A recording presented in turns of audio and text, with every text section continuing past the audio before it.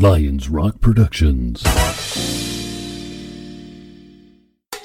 This is Jay Moore. Greg Proops. This is Dan This is Stone. Dexter from The Offspring. This is Nathan This is East. Sebastian Younger. This is David This Lapp. is Stuart Copeland. This is Mick I'm Gillette. Christopher This Knopf. is Dr. Bob I'm Greenberg. Laird Hamilton. This is Rob Hey, Bell. this is John Leon Guerrero. Hey, and this is Pete A. Turner. Hey, we're rolling. Hey, this is John Leon Guerrero. Hey, and this is Pete A. Turner. And now, the Break It Down Show with John Leon Guerrero and Pete A. Turner.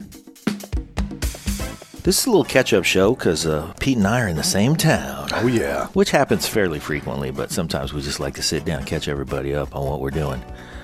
And I think maybe first thing we should do is plug Mark's show. Yep.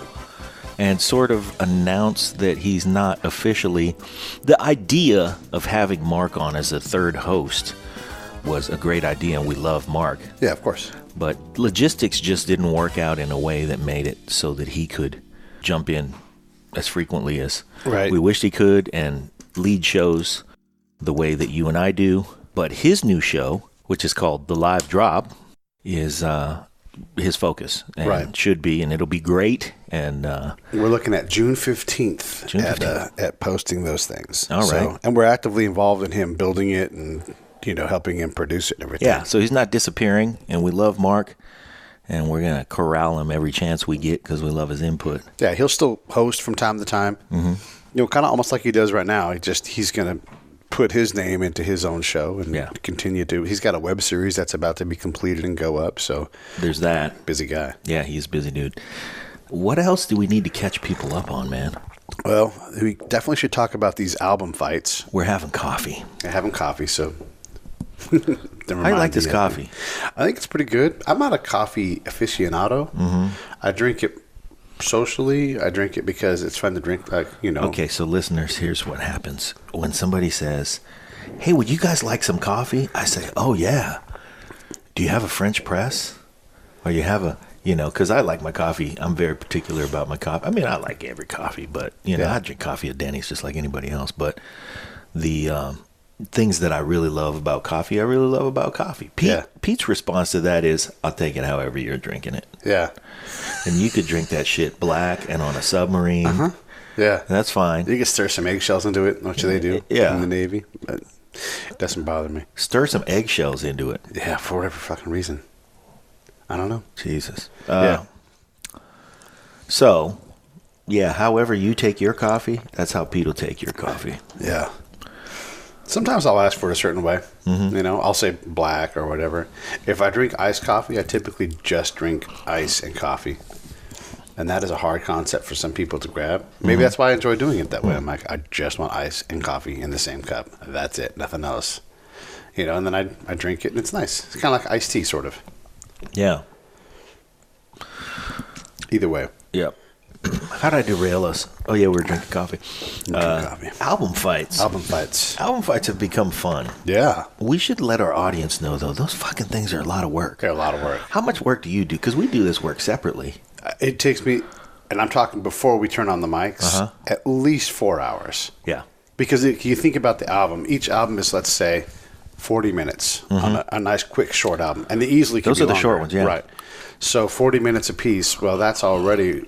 You're already, damn near an hour and a half, or whatever the math, 80 minutes at that point. Yeah, so you're almost at an hour and a half. And then between the fiddle in and everything else, there is an hour and a half. And then you got to write notes. Yeah. And then sometimes you're like, I got to go listen to some other song, and you got to go search for that. Not only that, but we're listening to each song with a particular perspective against another song. So you have to, wait, hold on. Let me listen to this again. Okay, let me go back to the other thing. So... even with an album that you know and love, you may be faced with an opponent that you know a little less. Yeah. Whatever it is. Or maybe two songs collide like Gallows, Pole, and Money. Mm-hmm. And then you go, I don't know what the hell. I got to go back to that one again. I got to get up and I had to go for a walk. I'm like, how am I going to separate these two? Because they're both incredible songs, And then, you read about the song on Everpedia, whatever is out there. Maybe you watch part of a documentary. Yeah. Whew, man, I go down those rabbit holes too. Well, so. You have to. You have to find something to say that, okay, this is what makes a difference for me, And the funny thing is, and I think you're the same way, but when we prep these notes for the show, I'll say the most impressive set of notes that I've seen was Scott Burford. Oh, yeah? When we did he had easily 8 pages of notes. Yeah. I mean, I've written as many as 4,000 words for an album fight. Yeah. And I can't do that anymore because it's just, there's too much to say at that point. Yeah. It gets to be too long. So I've learned to compress it down, but it's still 1,500 plus words. I exceed 1,000, but I try not to. Right. I don't think I have yet to come in under 1,000. Right. But what I try to do is just write 2 or 3 sentences about the highlights of the song. Yeah. Of course, in the midst of doing that, you're talking about potentially 20 to 30 songs. Right. Or in the case of the one we were going to try to do Kanye and Kendrick or something, I think. No, it was Tupac and Tupac and Kendrick Lamar. Yeah. And I was like, because your son Nico wanted it, and I'm dying to do a show with Nico, and I'm like, you realize that's like going to be a 8 hours gargantuan amount of work. Right. So we're going to No, do it. he didn't realize that. Yeah. I think what he realized was, I like listening to this Tupac record. I like listening to this Kendrick Lamar record. Yeah. This will be a good album fight to do. Yeah. And it's true. It's It would a be good true. matchup. Yeah. But fuck, Jesus it's Christ. a lot of work. Yeah. You know, the other thing about those 2 particular pieces of work is that they're culturally significant. Yeah. And we can't talk about those pieces of work without at least touching on the cultural significance of particular pieces of work. There's so much in those things, too. As we've learned from listening to Cole. Yeah.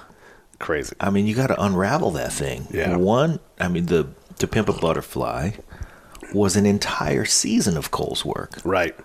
And we're going to do it up against a Tupac album, which is just a big ball of waiting to unravel to begin with. Right. Yeah, absolutely. So, yeah, so we'll gonna be a get to tough those fight. albums. Yeah, some of these things, like, we're still kind of learning the language, too. You know, I listened to the first ones, like Tony versus NXS. Even U2 versus Nirvana, we hadn't quite even figured all the elements out. And we certainly, and if that's true just from 15 album fights ago, that's certainly going to be true 15 down the road. You know, what we find out, what makes a difference, what doesn't, that's certainly going to continue to evolve in our brains, and we'll get better at this language. So I'll tell you what I've enjoyed maybe most about the album fights is everybody else's involvement. Yeah. You know, having a guest judge. Because our guest judges, yeah. Maybe we've been lucky, but they've fucking delivered. Well, I think there's a bar where people are like, I can't do what you guys do, and those folks, like, you've got to either convince or just let them be intimidated until they decide they want it, because we really do want you guys to do it with us. But then someone like the Arb, he's like, you know, because on Twitter he'll say a bunch of crap, like, and then drop the mic, and you're like, you dropped this mic too early, like, let me just say this one thing, and make you pick the mic back up, so you probably shouldn't have dropped the mic. Right. But he's like, I've got to elevate my game and get serious about this, and he did a great job. Oh, fuck. He was so good. He was terrific. Yeah. So, and Wes, maybe we're going to get Joe Solo to do it. This is an actual, like, producer of music. Dude, the show that we did with Wes was spectacular. That was a spectacular reflection of both of those records. Yeah. And, you know, we did Led Zeppelin 3. Who picked those? I did. Okay. So the thing about Led Zeppelin 3 is it was a great matchup with Dark Side of the Moon, but I would always have considered myself a bigger Led Zeppelin fan than Pink Floyd fan. Yeah. So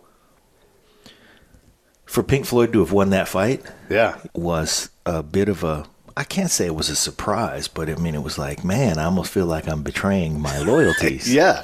And I think that's when I'm trying to pick these albums, when I get the chance to pick them, because that's not always me, I am looking for that line. And maybe there's other lines we have to find, but I want someone who loves Journey and Jimi Hendrix to go, no, that Jimi Hendrix crap was crap, and Journey actually was better, you know. And Journey, I think, lost that fight. Yeah. But it really made you go through that, like, man, I really don't know what to do here. You know, like the overall quality of Journey was clearly higher. Yeah. But the brilliance of Jimmy still managed to pull him up above, and he managed to pull the win out. But yeah, that's the I'm point. a huge fan of Pink. Yeah. Huge fan. I love Pink. But she lost her album fight to Alanis Morissette. And of course, when we say lost, man, come on. It's not. Yeah. We know.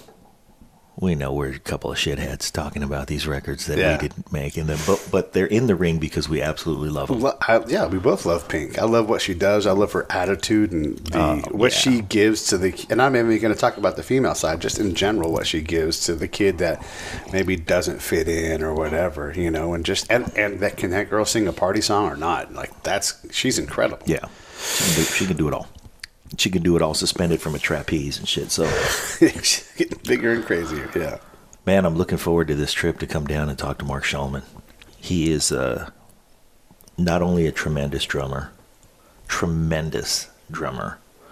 but stylistically speaking, I just love that he's just a hard-hitting, masculine player. Right. In the vein of John Bonham, Tony Thompson, all the guys that I like. But when he's not playing the drums, he makes his living as a motivational speaker. Yeah. And he's effective at it. He's a beautiful dude. He is a very beautiful dude. And man, I cannot wait to meet him. Yeah. I'm really looking forward to that. We went to an event. I'm taking over the mic for a second here on you, but we went to an event with Roland, and we're going to put up a show with the Roland people that we grabbed when we were there. But the drum part of the company, and so we're in the room with people that have been on the show. Mm-hmm. And Mark Shulman was either going to be there, or we missed him, and he was there. But he was invited, and certainly he goes. There were other drummers of his style there, but This is what the drumming community doesn't realize: is they've been inculcated, or infiltrated, or whatever. Into, and they've been infiltrated by us, and we can walk around in that room now with some confidence and be like, "Yeah, we've had so and so and so and so," and then you guys all know each other. Oh, here's the funny thing. So we have bumped into and engaged Greg Bissonette right a couple times. Yep. Saw him at NAMM, saw him at the Roland thing. And he is a great guy, and he comes from a great family. Yeah. I had the very, very fine fortune of meeting his dad, who was amazing. We'll talk more about that when Greg does an episode of our show. Yeah. Which I'm speaking way prematurely. But this is the funny thing that happened at that Roland event that I want to touch on was, we saw him, gave him a card. Hey, remember us? We talked to you at NAMM. Yeah. And he's all very cordial, but that guy must meet 20,000. I mean, he's the drummer for Ringo Starr, and they're currently on the road. Right. Every damn night, he meets probably 75 people. Sure. And he's met 75 people for many, many, many nights in his life. Right. So, but he's always been a, kind, humble guy. Like I said, comes from a great family and all that stuff. So he's cordial with us, but of course he's not. He doesn't know us, so he's like, Right. "Oh, okay, great, guys, thanks." Yeah. Not committing to do anything. Or How many anything people like that. they start with? You met me at. And here's what I want you to do for me for free. Oh, of course, let's do it. Yeah. Yeah. I mean, and that's the thing we've learned is that, and this is just an aside, all of those folks in that industry say yes to that, with no intention of doing it. If it needs to get done, then it'll get done. But Also, though, no intention of not doing it. no intention of not doing it, right? So, but what they can't do is say no, Yeah. because that turns a switch, and everybody's like, "Oh, you know what? All right." Yeah. We'll Okay. see how it is. Yeah. So I'm sorry. Yeah. So Greg has said yes. Oh yeah, of course. Yeah, I'll Yeah, be on the sounds show. good. Sounds good. And And, we we know- have mutual friends. Right. And we know that he doesn't truly mean that because, it's just, let's it's- talk about it if you want to pursue it and figure it out. We'll get there. Right. And what it really is a way to be kind while allowing the wheat to separate from the chaff. Right. Because what the chaff is going to do is never see him again. Right. Yeah. Yeah. And, that's fine too. Right. But there are a lot of guys who start something, Yeah. and he knows they're going to fall off by the wayside. And eventually, as the cream rises to the top, it will happen. Yeah. So, he's just being I think in that line of work, you become trained to allow things to happen. Yeah. And so he's doing that while being kind and maybe thinking to himself, I wonder if these guys I wonder if I'm ever going to see these guys again. But he will. He will. You will, Greg. And later on that night, I remember we were walking down the hallway upstairs at Roland, and he was standing in the hallway, and he was talking to somebody, but the hallway was kind of crowded, so I kind of had to nudge my way to allow somebody else to go, and in doing so, That was I nudged Jimmy my Jam, way. by the way. That was Jimmy Jam. Yes, I had to move out of the way so Jimmy Jam could walk down the hallway. And in doing so, I had to nudge closer to Greg Bissonette. So I, just kind of grabbed him on the shoulder. Hey, man, how's it going? And, he was like, hey. And then I looked over, and the person he was talking to was Rick Marotta. Well, I believe he's been on the show. Oh, my goodness, he has, hasn't he? Oh, my goodness. By the way, one of the absolute most fun things about the show, I say this all the damn time, everything's one of the most fun things about the show, one of the greatest things about doing the Break It Down show. But really one of the most frequent things that I say that about is the friendship that we've developed with some of these artists, in particular, Rick Marotta. For sure, yeah. Beautiful, beautiful guy. Man, I put him in the league with Dr. Bob. Just my life is so enriched by knowing this guy. And he's such a kind, beautiful soul. Yeah. And I just want to surround myself with as many people who can enrich me the way that his remarks and advice and just comments always do. So we run into him in the hallway. He's talking to Greg Bissonette. I say hi to Greg, and I look over at who he's talking to, and it's Rick. Yeah. And so naturally, the smile overtakes my face. And I say, Rick. And he smiles back and beams. And we've talked, but haven't seen each other since we recorded his episode. And so, it was nice catching up. But you could immediately see Greg go, oh, okay, these guys probably will stick around. Yeah. So, yeah, we will, Greg. We will. Yeah, we will. And you'll be on the show. And we're going to talk about things with you that you have not talked about with anybody else. I guarantee you. And if you have any doubt, listen to our Andy Summers episode. I've actually looked. I spent time doing this. Uh-huh. Nobody has done an interview that I can find anywhere on the internet that is within 2 points of ours. Like, it's just a significantly better interview than anything else anybody's done with Andy Summers. Well, as much as I agree, I don't want to sound like I'm masturbating. Well, I'm just saying, if you want to understand what we do, you can go there. Yeah. And see how we take and break somebody down and what we give them back. Yep. What do you think it is, man? What do you think the ingredient is? We don't ask the easy question, for sure. By design. Yeah, sort of by design. No, for real by design. Like, we don't need to talk about the police. We know that's out there. We've done our work. Yeah. And because we do our work and like that exists, we can reference it. Mm-hmm. But I don't go in, though, specifically going, I'm going to avoid that. It just doesn't come up. Right. It's not the important thing. I don't know. I think it leads part of what we do. I mean, it definitely colors how we ask questions and where it's easy to go, well, I don't know what to ask if we don't ask about the police. Yeah, but it's like when you go on a date with a girl. Uh-huh. There are certain things that that you want to talk about, and certain things big titties. Yes, we want to talk about those. So, where did you get those big titties? But I mean, that is the same kind of question, though. Yeah. Okay, I don't know. I think it's part of our design, but if you think it's something else, what do you think it is? Well, okay. I think the point I'm trying to get across is I don't think either one of us is specifically going to get in a room with Dolly Parton and have to think like, I'm going to avoid asking her about those big titties. Right. Yeah. Because she's just got more to offer than that. Yeah. And we have, typically an hour with a person. Yeah.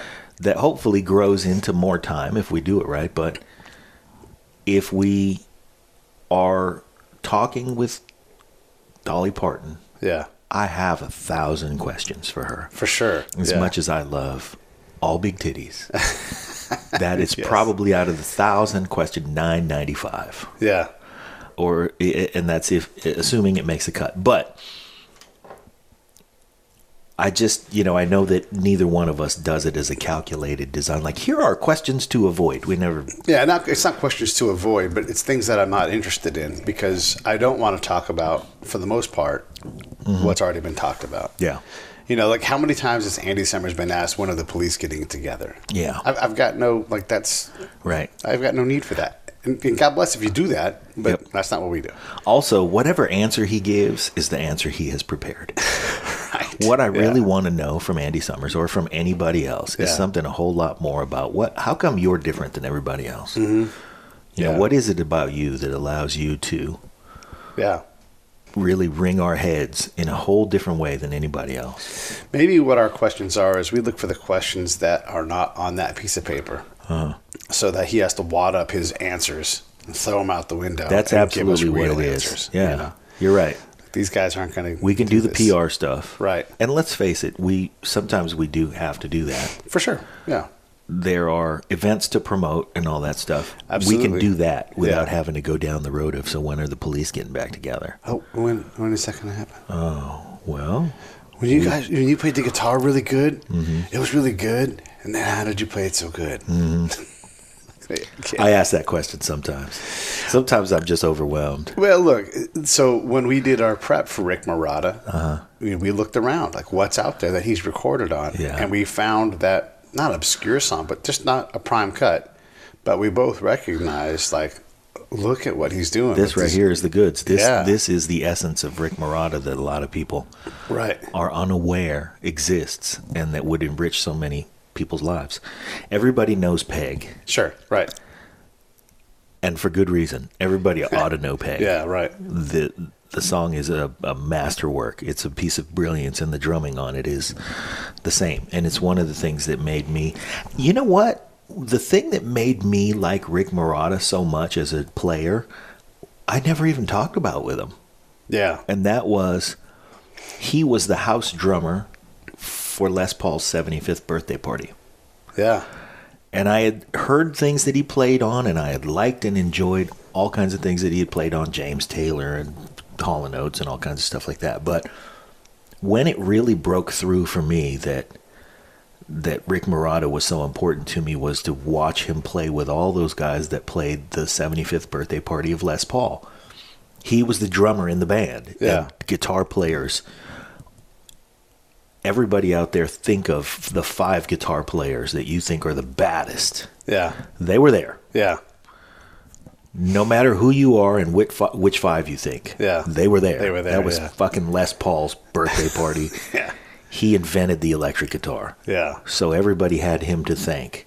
And everyone from B.B. King to Alan Holdsworth to Eddie Van Halen to Steve Miller to everybody was there. Was Jimmy Slash Page, Slash. Oh, was Slash there? Was Slash there? He plays a fucking Les Paul. Like that. He doesn't even switch guitars ever, really, I don't think. He just plays that Les Paul. Just plays that Les Paul. The job that he did laying down the foundation for all of that musical, just all of that jamming. It was just a night of the baddest jammers in the world just jamming. Yeah. And I've yet to talk to him about that. Well, we'll have to get him back on. Yeah. We are going to see Dr. Bob again today with Cole Kushner. That's exciting. That is exciting. That's really exciting. Yeah. We saw Dr. Bob yesterday. Oh, boy. Yeah, did we ever. That event was fantastic. It was at the Herbst Theater, which is at the San Francisco Opera House. Yeah. And the Herbst Theater is magnificent. Just the molding in that place. Oh, it's incredible. And the carpeting. This place is so fucking fancy. Wherever you live, it will blow your mind. You should go to your opera house, wherever that is. Yeah. And if you live in Ohio, there's certainly one in Cleveland. There's definitely one in Cincinnati. Yep. And just go see any event in there. If you don't want to see opera, fine. You're crazy, but just go see something there because those symphony. Rooms, it's built for that. And you don't have to necessarily get it. Just get in the room. You know what's a pretty cheap ticket is a string quartet. For sure. Oh, man. And string quartets are... You cannot... You have to be moved when you see a string quartet. Or if you can catch like a matinee performance of a piano and viola concerto. Right. Go do that. Yeah. It's like you'll spend $25. Yeah. You'll support your local symphony, which thank God... Here's where... You know, I'm not a trickle-down kind of guy. But here's where I absolutely believe that there are certain people who ought to be rich. Yeah. Is the folks who support the patrons of the arts who say, not only am I buying a season ticket, but this is going to be the, Gerald and Carmen Smith memorial box. And I'm going to spend $10,000 on that just so that the symphony can continue to exist. one of my dreams, and this is legit, is to, like, at the opera, support it to the point where I get a brass plate and I sponsor the drink cart on, like, that's level good. 5. That's good. Like, I just want to give you guys a couple $1,000s. Can this just be my, and it's literally a cart, like, squeak, squeak, Right, squeak. right. Yeah, that's mine. Not only is it a cart, but it is the cart that people drink booze off of. Right. And so there's no more appropriate thing. It's mobile. It's squeaky. It's on the 5th floor. It's on the 5th floor. It's a cart with booze on it. Yeah. It's practically a given that your name should be on a brass plate on this fucking thing. You might as well give some money to... You know what I love is to see the Alfred P. Sloan Memorial, whatever. Yeah. Because he gives money to all libraries and symphonies, and he's truly a patron of the arts. When did Alfred P. Sloan die? He must have died in the 1940s. Yeah, a long time ago. You know what he invented, everybody? This episode of the Break It Down Show is brought to you by Lions Rock Productions. That's us. We publish, evaluate, and develop podcasts just like this one, consult others to build their own, and create associated content and content marketing strategies. So if you're launching or expanding your social media presence, your business, or your personal brand, or if you just want to take your media presence to the next level, Reach out to us on Twitter at P. Turner, or at JohnLG69. at the Break It Down Show. There's 1,000 ways to get a hold of us. Now enjoy the show. When did Alfred P. Sloan die? He must have died in the 1940s. Yeah, a long time ago. You know what he invented, everybody? Model years for cars. Huh. He was the first person who said, "What do you want it blue? Yeah, I'll paint it blue for you." He worked for General Motors. Huh. And when Henry Ford, for all the things that he did for the automotive industry, was saying you can have any color you want as long as it's black, Yeah. Alfred P. Sloan said, "Oh, no, you can have this in sky blue. Yeah. I'll give it to you." And then the thing that he did while Henry Ford made Model Ts for 34 years in a row, Right. the exact same way, and mastered the mass production methods for that, Alfred P. Sloan said, "Oh, you can't have sky blue anymore." That was last year. That was last year. Yeah. This year, we're doing royal blue. Right. So he got people to say, "I don't want this car anymore. I want the royal blue one." Yeah. And of course, he made a fucking mint. Yeah, and he so made a mint. now, generations after his passing, Yeah. he's still giving money to opera houses and Yeah. Yeah, the trickle down thing, right? Who knows? Maybe it does, maybe it doesn't work. But for sure, if you go to the Getty Museum, you're going to get smacked in the face real hard with what that guy gave everybody. yeah. And he might have been the world's biggest dick, but go to the Getty and you'll be like, that's all right. Yeah. That's all right. You know that what? guy, he gets Yeah, a we pass. have to give him a pass. Yeah. Because that fucking place is ridiculous. Because I just spent, what did we spend? We spent $9 on parking. Was that what it was? Yeah. Something like that. If that, right. Yeah, maybe you bought a Coke or something and walked around. And here's what happens when you go to the Getty. For everybody who hasn't been to California, let's just say this. Fucking come to California. Jesus Christ. When people say, "I just don't get how you guys out there and you fucking assholes pay all that much money," it's worth every penny to live out here. We pay more for gas. We don't care because we don't have care. nice things. We have nice roads. Yeah. Are they all perfect? No. But There's some shitty stuff too. Yeah, for sure. The Getty, not one of those things. Not one of those things. The whole thing is wrapped in marble. The Griffith Observatory, not one of those things. Yeah. The coastline, not one of those things. You know how much it costs? You know what the admission price is to the Getty Museum? $0. Wait, $0? And we'll give you a ride in our little cart. Here's what happened. We got out of our car in the parking garage. We get on this cart. It starts taking us, this monorail train starts taking us up the hill. We're just looking out the window. I'm already like, holy shit, this is magnificent. I haven't even fucking seen anything yet. Yeah. And then we get up there, and the first time that we went, you will recall, we had, which one of our kids was with us? Nico. Nico was with us. We had an hour essentially. Yeah, basically. To see whatever there was to see. Now, understand that you can spend solid 4 days, 5 days Easy.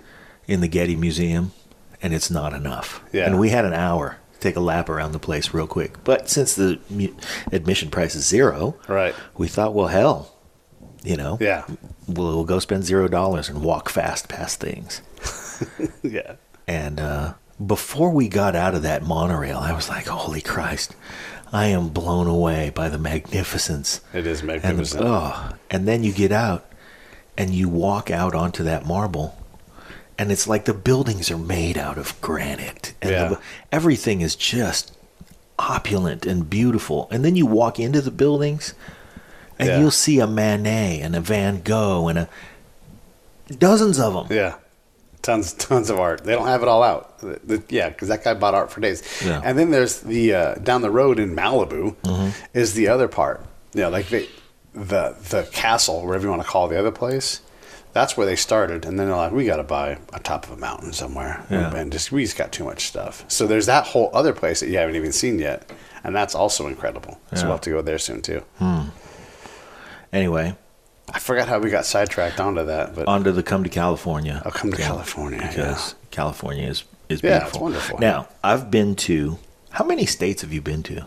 Pretty much all of them. Not been to North Dakota. Yeah, I haven't been to the Dakotas I've not either. managed to get Arkansas. Just keep going around it. Yeah, I managed Arkansas, but there's a bunch in the northeast corner. Like I've been to Connecticut, but I haven't been to Rhode Island. Right. Stuff like that. And I think last time I counted, I was at 36. That's a lot. Yeah, it's a good chunk of the country. For sure. And I have really, truly loved a lot of those places. Yeah. There's something to love everywhere. For sure. Yeah. But I remember traveling one time with this woman I worked with who's just an angel. Susie Rosenthal's her name. She and I were I don't even remember where we were. But we were working with this woman who worked for a client of ours. Right. Susie and I were doing a client visit.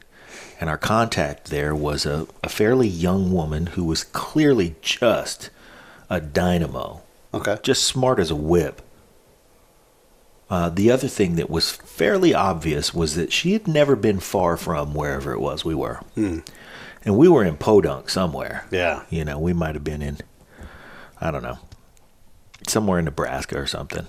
And you could see that the horsepower was evident, but the lack of experience also showed its face a little.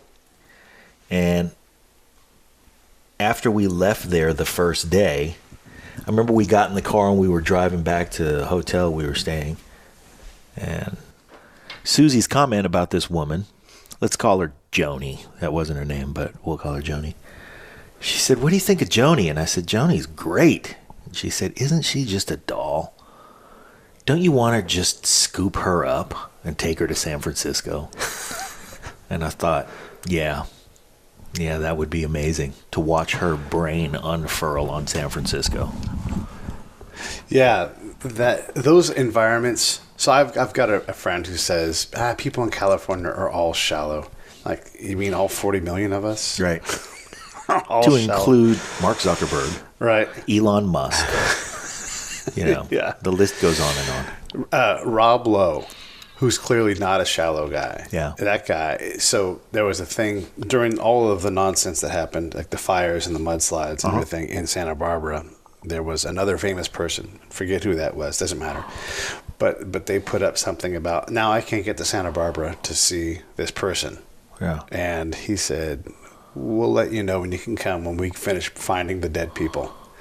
And this person he called out is a significant famous person. Yeah. And they were like, OMG, okay, sorry, I didn't realize it was like that, Yeah. But that's the kind of guy Rob Lowe is. Oh, yeah. So you can think he's shallow because he's a good-looking dude that makes a lot of money, is excellent at what he does. Right. Or you can look at the character of what he portrays and what he does, Yeah. So, yeah, come up to California.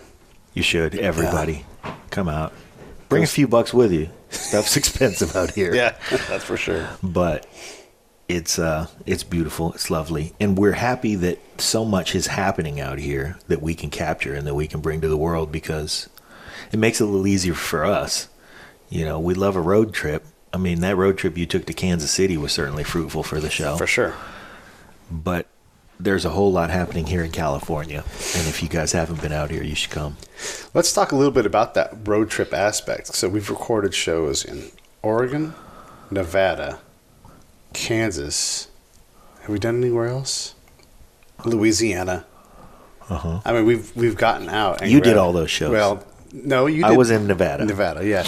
But the thing is we're not afraid to do that. Yeah. We'll grab the mic. We're also starting to collect a cadre of people that we've grabbed in other countries. Uh-huh. So Finland, we just had Wes Mabey in Great Britain. Uh-huh. And we had Kat Connor in New Zealand. Zealand. Yeah, that's a reach. And I want to keep doing that. I want to keep going to places, but also collecting people Grabbing from places, yeah. Mm-hmm, yeah. Who out there, who strikes you as either a place you want to go to or a person from another country that you want to grab while they're in country? Oh, man. Gilson Lavis also from Squeeze. We held cat him recently. That's right. I think Australia's underrepresented. Maybe catch some people from the island nations. I keep waiting to have my cousin Jim on the show.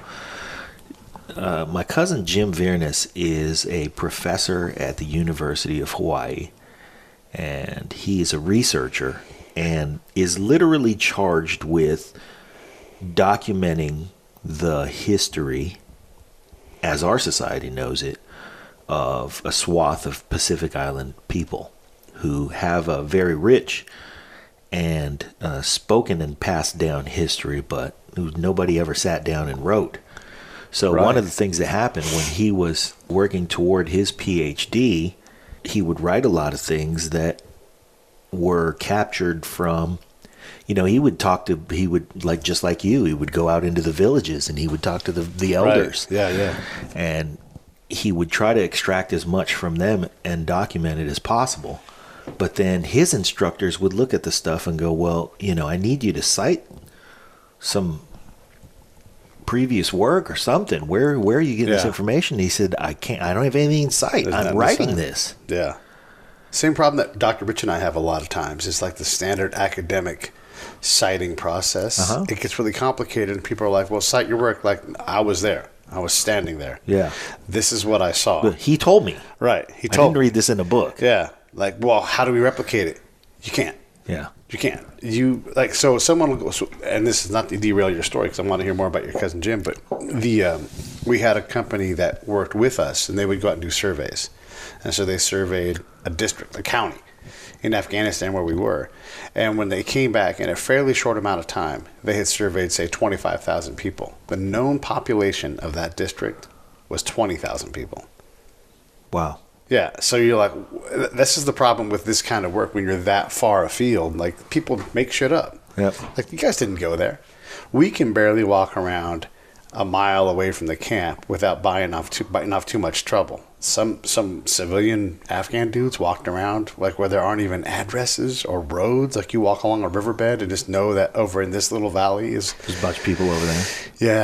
Yeah, like, come on. And everybody knows they're over there. Right, yeah. So when your cousin's talking about this, like, that's no shit. Like, how, that's old man Larry back over there in that hollow back there. Like, what the fuck's a hollow? Oh, I gotta show you. Yeah. And you go see, that old man Larry, he's not gonna talk to you. Yeah. You got to be your cousin Jim where you can sit down and go, now tell me about, and you can be academic about that process, the tell me part. Yeah. But yeah, it's incredible to grab these stories before they fade out because they've already morphed and changed as much as they are, because they haven't been written down. Yep.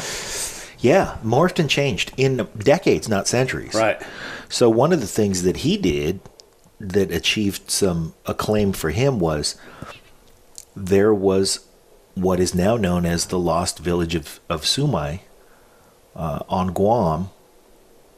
During World War II, we needed a Navy base, and we needed one fast.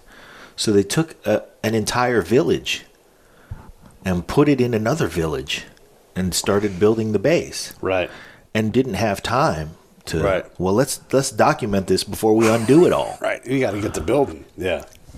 And so he went and found the elders who could recall the undoing and got all that info from them.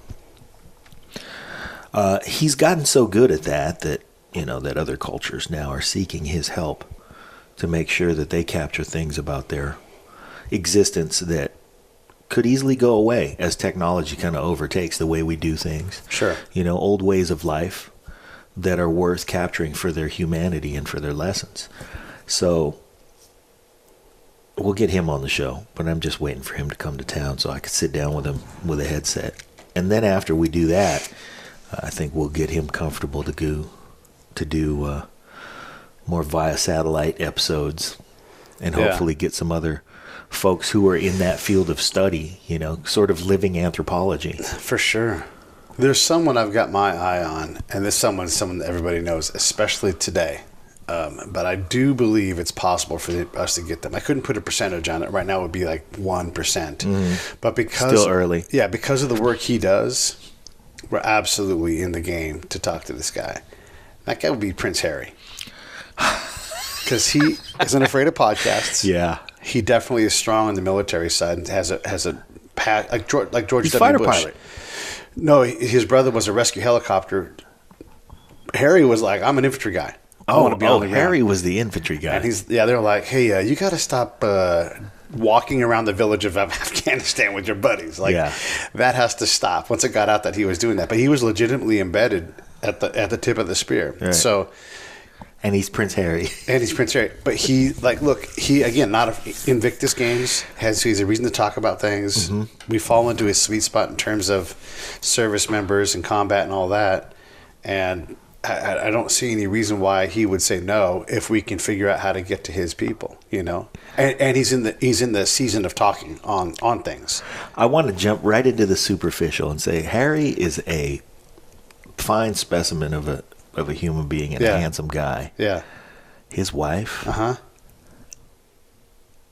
is probably among the, maybe I would say 5 to 10 most absolutely beautiful human beings that has ever been created. Yeah, she's gorgeous. She is just, my goodness. Yeah. And once you become a royal, whatever good looking factor you have, it's turned up.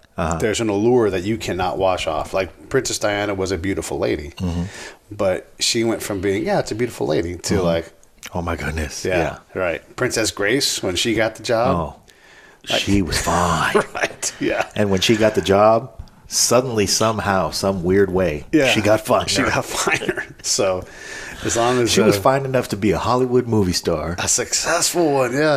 And then, you know what? Yeah. Somehow, we found a way to get to 11. Yeah.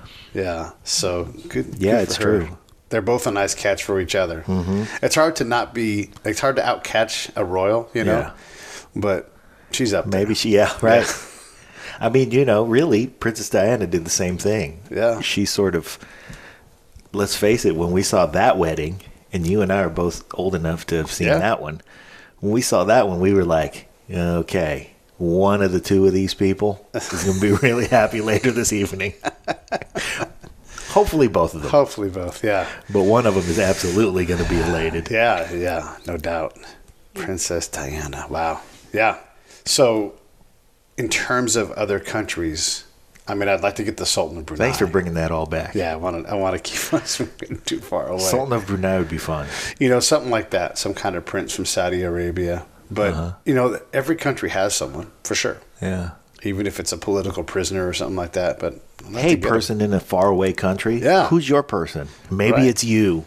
I'd love to talk to Ed Snowden. He'll do a podcast. Yeah. So why not? Yeah. Get that guy's story. I'd like to talk to our one listener in Azerbaijan. That guy. I know who you are, one listener in Azerbaijan. Thank you. Yeah. But, And by all means, if you are interested, hit us up. If you're in another country, hit us up. At Break It Down Show, at Pete A. Turner, at John LG69. Be our inaugural guest in your country. Absolutely. We will Skype you. Yep. And we will ask you questions because we want to know what the hell you're doing out there. Mm-hmm. And if you are working in a bazaar selling handbags that are made by your, family, great. We want to hear all about it. Yeah. So we've done a lot of shows since we last did this. I know it's really hard to pull all the shows because we do so many of them now. But, one, what do you think about our pace? And then, two, what shows stand out? Our pace is hard. Yeah. It's very difficult to keep up with. And I really credit you for our pace because you're churning out more shows than I am. It's just really difficult.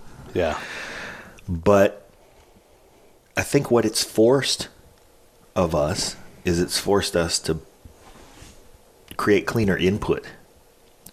Yeah. So that we can create faster output. And that's been great. The other thing about our pace is that it allows us to grab shows where people are interesting and we don't have to make such an event out of grabbing a show. Yeah. So I think that's been good for the show too. And that's not to say that having somebody on as a guest isn't an event, because it is still an event for us. Yeah, we get excited, yeah. But we're able to go, I'm just going to go knock that out. Yeah. And then move on to the next thing. And grab all these stories that are pretty fascinating. Here's the funny thing. You say, yeah, it's okay, maybe a 1% possibility at this point, but it's not impossible that we have Prince Harry on the show. Not at all impossible. No, I'm actually pretty confident about it. I mean, I'm not saying it happens tomorrow or even next year, but we can build the path to where it goes from being 1% to 50-50. Yeah. Well, we've done that with many people. And we have gotten to the point where there are no surprises anymore. Nope. Shock? Yes. Surprise? No. No. Yeah. Appreciation? Yes. Oh, for sure. Yeah. Elation? Absolutely. Yeah. But, like, hey, we're going to get Andy Summers on the show. Of course we are. Of course. It makes sense. Yeah, it makes sense. Sting's out with Shaggy. After we had Andy on the show, it made more sense.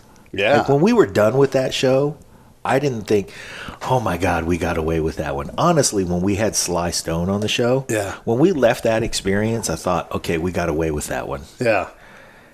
Because he just doesn't talk to anybody. He's not in a place mentally where he's into opening up to people. Right. I felt like, whoo, boy, we were lucky to grab that one. Yeah. Andy Summers, when we were done there, I thought, you know what? He's doing us a great favor. We're doing him a great favor. Yeah. And when I run into him or bump into him in the grocery store or call him, there's no reason for him not to answer. There's no reason for him not to say, hey, how's it going, fellas? Yeah. I mean, he canceled his show up here at the Palace of Fine Arts that we had him on to promote in the first place. Right, yeah.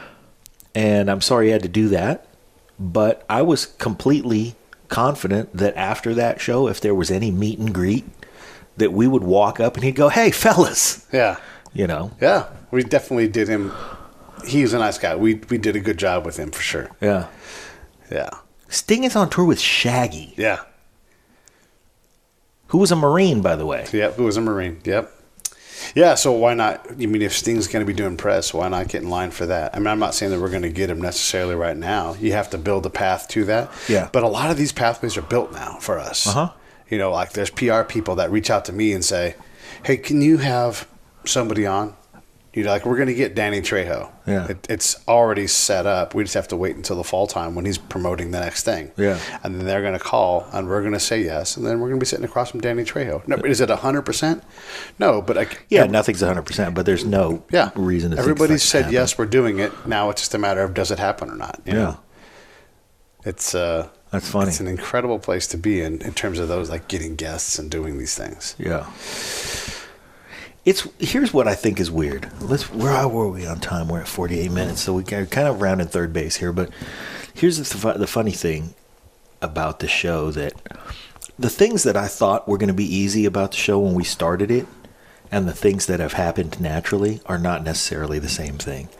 Like, we have friends who, in the beginning of the show, was like, well, that's one of the most famous people I know. We should have that person on. Yeah. And we haven't had him on. Yeah. And several of those. Yes. And then other people where we go, oh, there's no way we're going to get Stuart Copeland on the show. For drummers, let's say. Right. There are a bunch of people. I was like, oh, I'm sure I could get that guy. Yeah. I've known him for a long time. If I nudge him, he'll go, okay, come on, man, I'll do it. Juan. But then do you think, well, would you have J.R. Robinson on the show? Oh, my God, fuck, I'd love to. If that could ever happen, that'd be amazing. Yeah. Well, guess what? It's happened. It will happen again. Yeah. It will continue to happen. Right. And so it's funny to think of the friends we've made and the guests we've had and the caliber of guests that we can get and I'm being good-natured and doing some ribbing because there's no malice in the reason why these people haven't been on the show. But there are people we saw in the very beginning, like, oh, that's one of the first people I'll grab. Yeah. I bet they'll say yes. Yeah. And they just haven't said yes yet. Yeah. And it's fine. So they're going to say yes in good time or not, whatever. Yeah. There's so many people to talk to. Like we're about to get anybody from Magnolia Films. Magnolia loves what we do. Yeah. So that was never possible before. That was never possible before. That was some great work. We've had a couple of directors of Magnolia Films on. Sure. So one of the things that happened recently is you did the Ben Lewin show, which, shit, man. You and I are critical of each other in a constructive way. For sure, yeah. That was a great show, though. And I think the way that you were able to paint a picture of him as a director, because he is you use the word quirky. He's a quirky guy. Never mind the work. The work that he does is really unusual, and it has great merit and great quirk. But he's also a quirky guy. And you were able to bring all of that stuff out in the right kind of light. Do you know that he has polio and cannot walk without the aid of like hand crutches? Yeah, he's got those polio crutches that we don't typically see anymore. Ever, yeah, you never see. But like that was one of the things. It's like I'm talking to someone that doesn't look at himself as being handicapped At all. So let's not treat him like he's handicapped. Yeah. You know, and I'm only bringing it up now to illustrate because you can't see what I saw. Like, I don't remember if it even came up in the show. It might I think have he might have touched on it because it played into why he chose the project that he chose to do. Like, because he said, like, I never put myself into that community. But, you know, I made the show about the boy in the iron lung trying to get laid. Right. And all of a sudden I got drawn in, you know. So, like, I think in there you can determine that he has an infirmity, but you would have to really be paying attention, I think, to do it. So maybe it's in there somewhere else. But, yeah, it just wasn't.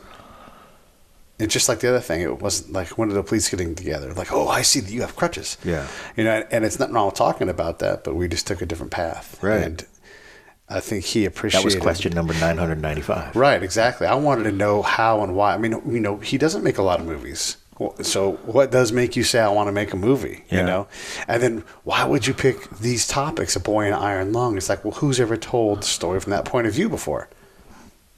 Good enough. All right. It was really interesting for him to hear him say that sometimes he just doesn't have anything to say. Yeah. Yeah. You know, because so many of us are concentrated on output all the time. Mm-hmm. Yeah. And sometimes he just decides to take it easy for good reason or whatever. The other Magnolia Pictures director we had on our show was Denny Tedesco. And hopefully we'll have him on again too, because he's a great guy. Yeah. I love him. But the treatment of those, it was neat that you were able to say he's not the only Magnolia director we've had on. And that the PR person for Magnolia happened to be sitting there when you conducted that interview, and she saw the quality. Yeah. And told you that you can have anybody you want. Yeah. So who do you want? All of them? Yeah. I mean, the thing we'll have to go through their roster because they've got a lot of movies on that roster. The thing about that card is you still have to play it the way we always play it. You know, like we want to talk to a whole bunch of you guys. We want to tell these stories because the audience loves them, and we're going to find out what's interesting about these people. And some of them, Magnolia does make movies that are often a little off the beaten path. So, yeah, I want to talk to those folks because it's not all Steven Spielberg, and there's nothing wrong with Jerry Bruckheimer or any of these guys that make all these incredible movies, but what about these other thousands of movies that are out there being made by people, you know? So that are brilliant. But are brilliant. And one of the things about our show is we gather perspectives. We talk about, we illustrate life is really what we do. And this is part of life. These are people that illustrate life also. So let's get together and let's talk about what that looks like. And then do it again and again and again. Because when you have friends, you go and you see them and you talk to them and you have coffee and you share moments of life. So all of them. I think you finally defined our show. We've struggled to define our show over the last couple of weeks. We've been putting this puzzle together. One of the things that we heard was the most interesting person at a cocktail party. Yeah. Cornered by a spy and a private investigator with those investigative skills. Yes. And now to hear that everybody in in our roster is an illustrator of life. Yeah. And when I think back, regardless of whether we've talked to musicians, filmmakers, artists, writers, warriors, Interior strategists. Designers. Yeah, on and on. They do illustrate life. Yeah. So there you have it. There you have it. Everybody keep listening. Please do us a favor. Go to iTunes. Give us a 5-star rating. If you're going to give us a 3-star rating, just don't even do it, please. Do us a favor. Go do something else. You know what? If you want to give us a 3-star rating, here's my number, 707-235-8124. Call me and yell at me first, and then give us a 5-star rating, because I'm going to give you my number. You can absolutely call me and yell at me. That's All fine. right. Yeah. I'm not giving you my number. That is really Pete's number. Call him. Yeah. The other thing is, we'd really appreciate it if you would tell a friend about the show. Yeah. Don't keep it to yourself. That would be awesome. We are really trying to grow our audience, and it's not for some superficial thing like, I just want to have 10 million Twitter followers. Yeah, that's nice. I'm not Lil Tay, though. Yeah. So what I really would like is to have an engaged audience that continues to grow, because as our audience continues to grow, our access to better and better guests continues to grow. Yeah. So help us get to those better guests by growing our audience. Help us grow our audience by telling a friend about us. And let me be a little blunt and say, if you can help us build our audience, that will take the burden off of us so that we can focus more on the show. Like Cole Kushner broke through. Yeah. He's paid. If you guys listen on Spotify, or if you guys listen to things on Spotify, please subscribe to us on Spotify. That will let Spotify know that we're a good place, a good show to have. That would be an enormous boost if you just subscribe there, on YouTube, iTunes, wherever it is. Yeah, subscribe. Just subscribe, because that lets people know that there's people actively, constantly paying attention. Subscribe, tell a friend. Yep. 5-star rating if you got the time. And thanks, everybody, for listening. I'm at JohnLG69. I'm at Pete A. Turner. We're both at Break It Down Show. And we appreciate you. Thanks.